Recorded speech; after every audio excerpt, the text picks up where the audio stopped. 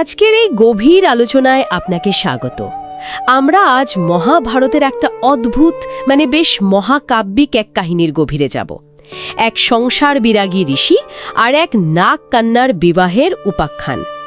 আর সাধারণ বিবাহ নয়, এমন এক বিবাহ যার ওপর একটা গোটা জাতির অস্তিত্ব নির্ভর করছিল। আমাদের আজকের আলোচনার ভিত্তি হল the union of Jaratkaru and the salvation of the Nagas, এই শিরোনামের একটি রচনার অংশবিশেষ।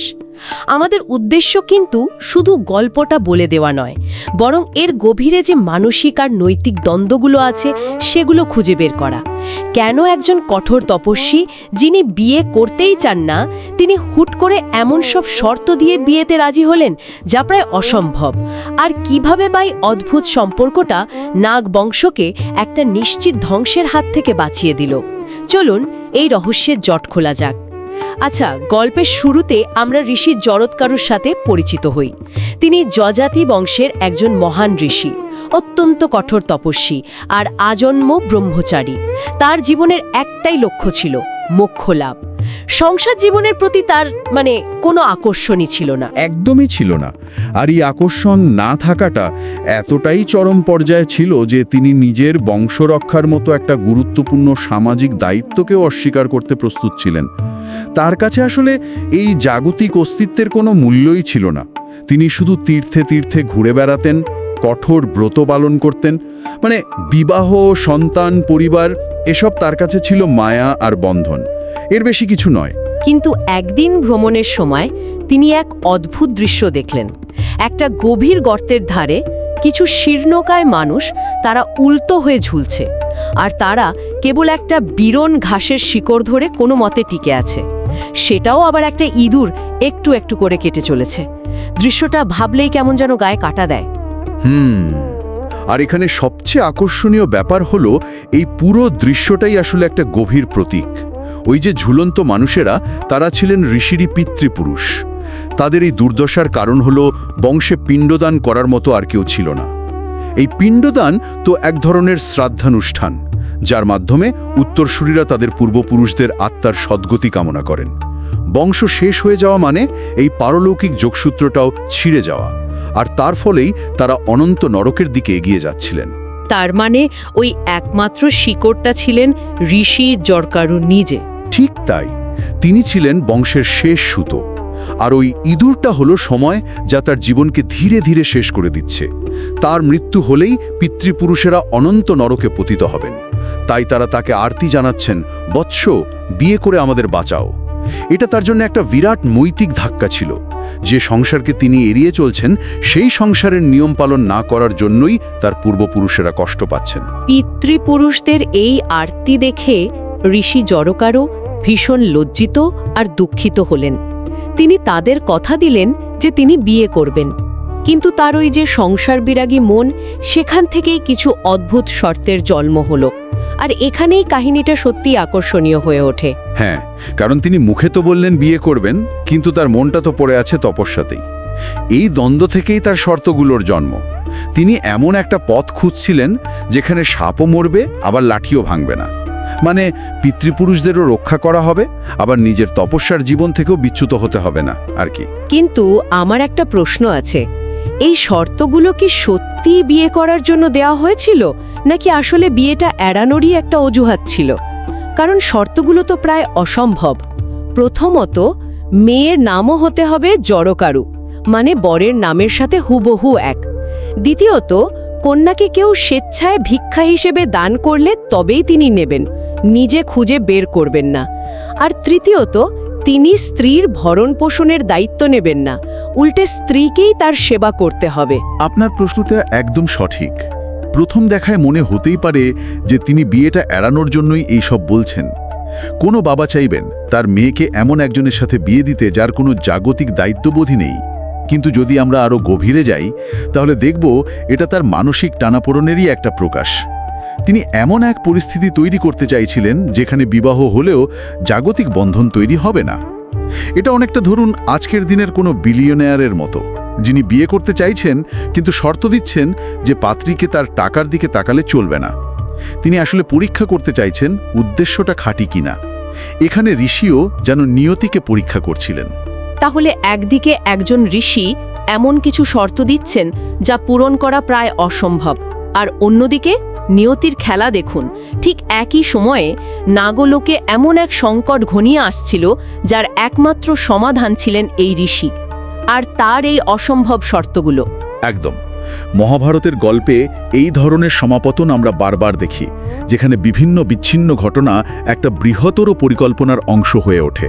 এবার তাহলে নাগলোকের সেই সংকটের দিকে যাওয়া যাক। নাগকুল তখন আক্ষরিক অর্থেই এক অস্তিত্বের সংকটে। মাতা কদ্রুর এক অভিশাপের কারণে রাজা জন্মেজয় এমন এক সর্পযজ্ঞের আয়োজন করেছিলেন যেটা কোনো সাধারণ যজ্ঞ ছিল না। এর উদ্দেশ্যই ছিল পৃথিবীর বুক থেকে সমস্ত সাপকে নিশ্চিহ্ন করে দেওয়া। এটা ছিল একটা পরিকল্পিত গণহত্যা, যা থেকে বাঁচার কোনো উপায় তাদের জানা ছিল না। আর এই সংকট থেকে বাঁচার একটাই উপায় ছিল, যা স্বয়ং ব্রহ্মা নাগরাজ বাসুকীকে বলেছিলেন। ঋষি জরৎকারর ঔরসে যে পুত্র জন্মাবে, একমাত্র সেই পারবে নাগবংশকে রক্ষা করতে। সুতরাং নাগদের কাছে এই সংসার বিরাগী ঋষিই ছিলেন তাদের শেষ আশা, তাদের অস্তিত্বের চাবিকাঠি। ভাবুন একবার, একটা গোটা জাতির ভবিষ্যৎ নির্ভর করছে এমন একজনের ওপর, যিনি পরিবার বা বংশবিস্তারে বিশ্বাসী করেন না। আর এখানেই গল্পের মোড় ঘুরে যায়। নাগরাজ বাসুকীর এক সুন্দরী বোন ছিলেন, যার নামও ছিল জরকারু। কি আশ্চর্য সমাপতন! বাসুকী অনেক দিন ধরেই তার বোনকে সযত্নে পালন করছিলেন, শুধুমাত্র ঋষি জরকারুর হাতে তুলে দেওয়ার জন্য। গুপ্তচরের মাধ্যমে তিনি ঋষির শর্তগুলোর কথাও জানতে পারেন এবং বুঝতে পারেন যে এই সুযোগ ছড়া আর কোনো উপায় নেই। এটা আসলে নিয়তির এক অদ্ভুত খেলা। একদিকে একজন ঋষি এমন শর্ত দিচ্ছেন যা পূরণ হওয়া প্রায় অসম্ভব, আর অন্যদিকে নাগলোকে ঠিক সেই শর্তগুলো পূরণ করার মতো একজন কন্যা অপেক্ষা করছেন। পুরো চিত্রনাট্যটা যেন আগে থেকেই লেখা ছিল। বাসুকের জন্য এটা ছিল এক বিরাট ঝুঁকি, কিন্তু তার কাছে আর কোনো বিকল্প তো ছিল না। যখন ঋষি বনে বনে তার শর্ত ঘোষণা করে বেড়াচ্ছিলেন, যদি কেউ আমার শর্ত মেনে নিজের কন্যা ভিক্ষাস্বরূপ দান করতে চায়, তবে আমি তাকে গ্রহণ করব। ঠিক তখনই নাগরাজ বাসুকী তার সুসজ্জিতা বোনকে নিয়ে সেখানে উপস্থিত হলেন।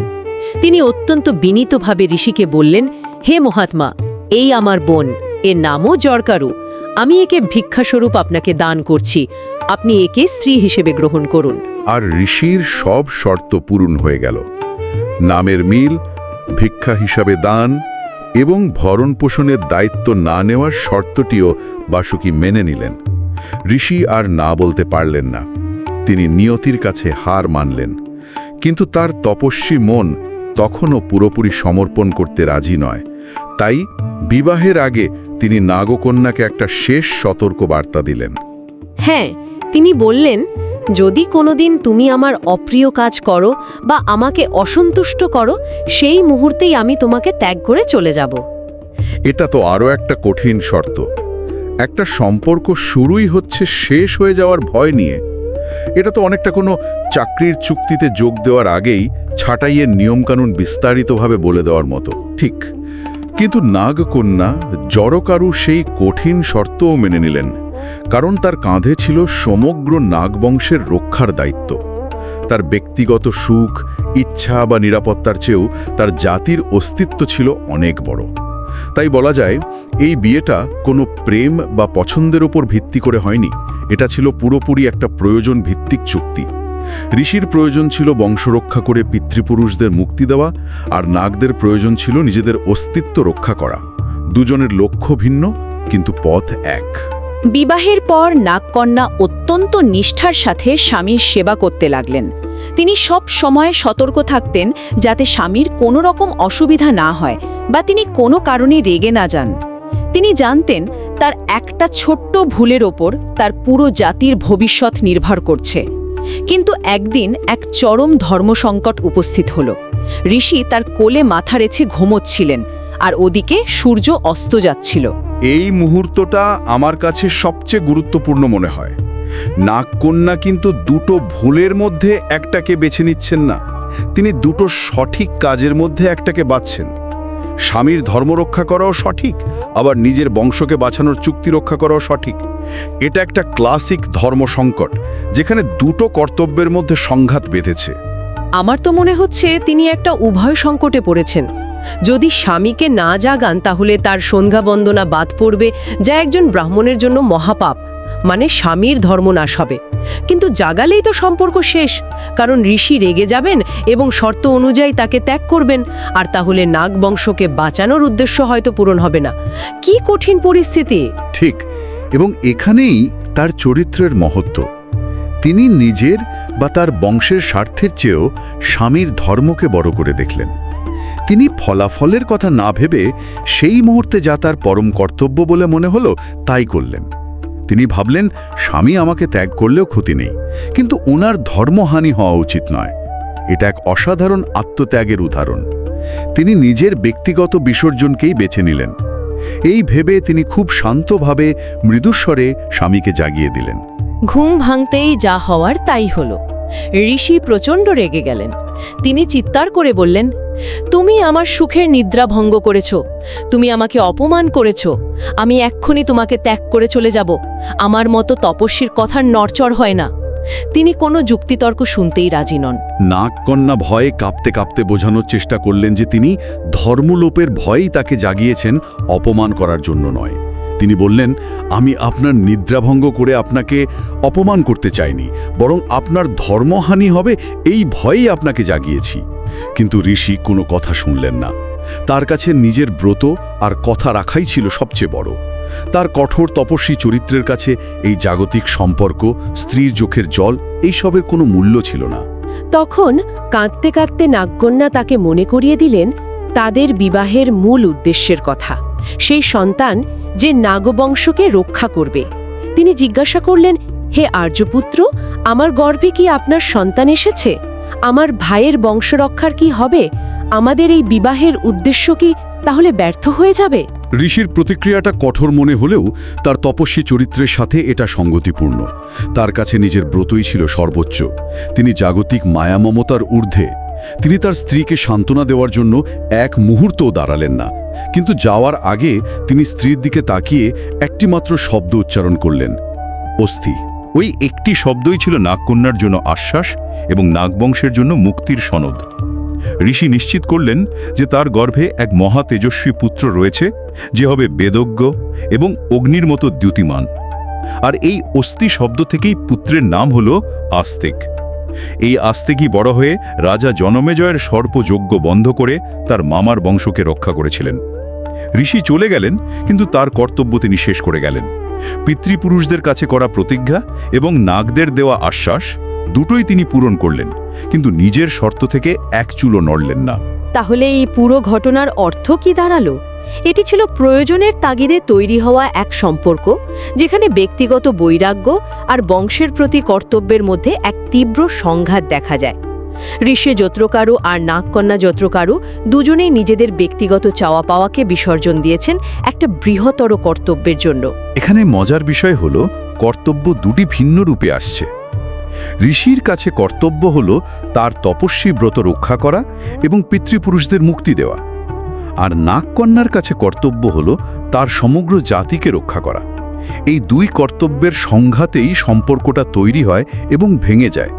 এটা শুধু ব্যক্তিগত সুখ বনাম কর্তব্যের গল্প নয়, এটা দুই ভিন্ন ধরনের কর্তব্যের সংঘাতের কাহিনী। নাগকন্যা জরৎকারু নিজের সবকিছু ত্যাগ করেছিলেন স্বামীর ধর্ম রক্ষার জন্য, এবং তার এই আত্মত্যাগের ফলেই একটি জাতি বিলুপ্তির হাত থেকে রক্ষা পেয়েছিল। সবশেষে একটি প্রশ্ন ভাবার জন্য রেখে যাচ্ছি।